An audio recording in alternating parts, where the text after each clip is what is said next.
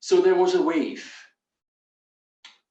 You know, usually waves are rolling onto the shore, right? They are approaching the shore and they start far away in the ocean.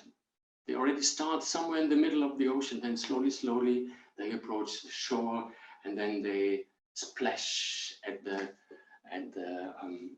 rocks or at the shore, and yeah, then they are finished, right?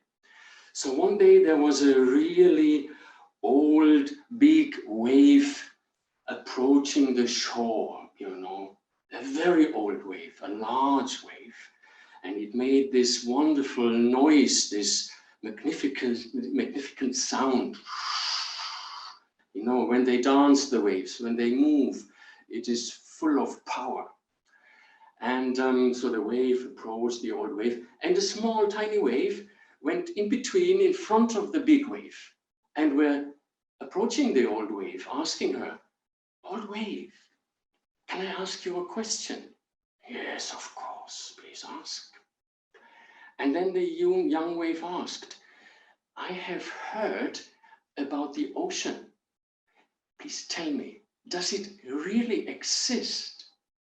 And the old wave replied, "Well, of course I have heard people talk about the ocean, but of course I have never seen it myself." And soon after, the waves reached the shore. Yeah. So, be one with the ocean. Become one with the ocean. Jump into this ocean of life. Okay? And enjoy. And dive into it. It's not always enjoyment. And there's lots of things. You know, the ocean is very vast, very deep.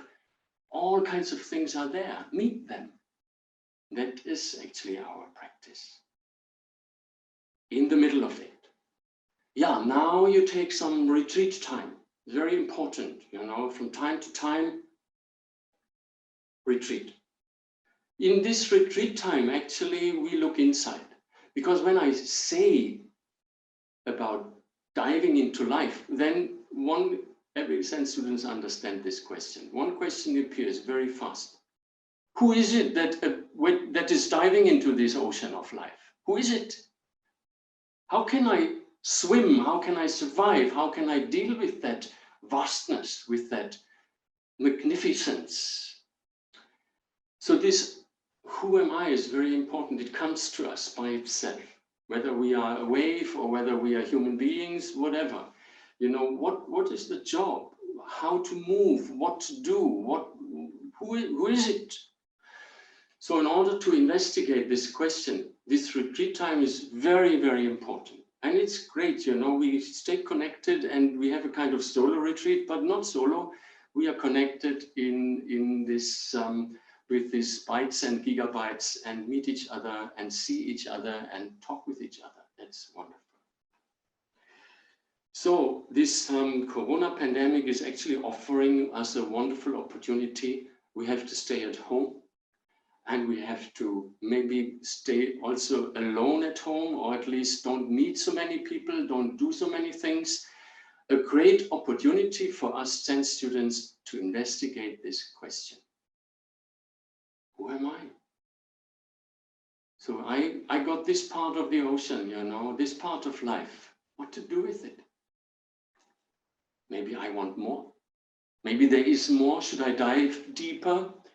Or is it hard enough, you know, to get some breath sometimes? We have both, we have everything, we get everything. So Zen means to meet it, you know, to meet ourselves and to meet this moment, meet our life. And to get the capacity to meet it without hindrance, to meet it with a big part of connectness, you know, now we are connected in a way. This connectness is very important. Look into the people's eyes, you know. Feel yourself and meet the people. and meet the situation. Well, that is how I understand this story about the big wave and the old wave and this dance of waves. For me, that is a symbol of the ocean of life. Yeah, and there's another nice point attached to that story. We don't need to be someone else. We don't need to change so much. Many Zen students have this feeling, I should become a better person or something like that, you know. I should stop smoking, maybe. I should stop to do this. I should practice more. That everybody believes. I should practice more. So something is always wrong, you know. Something is always needs to be added or needs to be taken away. Something is always there we don't like with us, with our life, with our situation. And that's not good, not bad. But maybe we find out it's okay. And the first step of our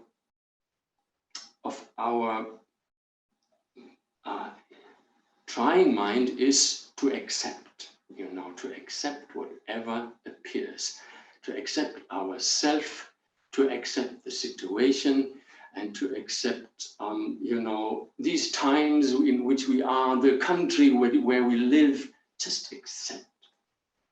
Because then we stop fighting, you know, we stop running after something, we stop orbiting around some ideas, about some wishes, about something we want. We want always something. When is it enough? I think this acceptance is a first achievement, you know, to where we can rest a little, where we can say, yes, it's okay. Let it be. We are okay. Big wave, small wave, this wave, such a wave, doesn't matter. It's okay. So then, you know, then you stop holding something into your mind, into your heart. And then you can open and find true connectness. Find the ocean, okay? It's not always pleasure. It's not always happiness. Sometimes it's a challenge, and then just try. That is actually Zen. And there is a third aspect, or maybe a fourth, I don't know, I haven't counted it properly. Another aspect attached to that story. And that is, let's call it true home. True home. You know, there's a famous philosopher. He was called Novalis, but actually his name was Hardenberg. And maybe somebody knows him, Novalis. He's a romantic philosopher. He made nice poetry also. So he said one very interesting sentence. He said, human beings are always on the move towards home. I hope this is a good translation. Human beings are always on the move towards their home. But what is our true home? You know, where is it? It's a good question. Actually, I made it my common question. So many students I used to ask, what is your true home? Or where are you going? Where do you head on? How you say, is your head on, head on? Where you move on? Where do you go? Second question, where is your true home?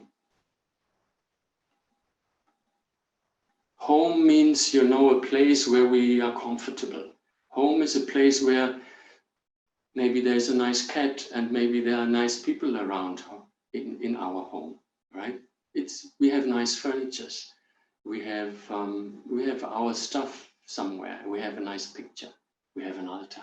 That is our home where we love to be. So, but where's our true home? And why not stay at home, you know? If this is the place we like, why not stay there? You know, stay at home. Feel at home. Very important point, you know. Where do we go?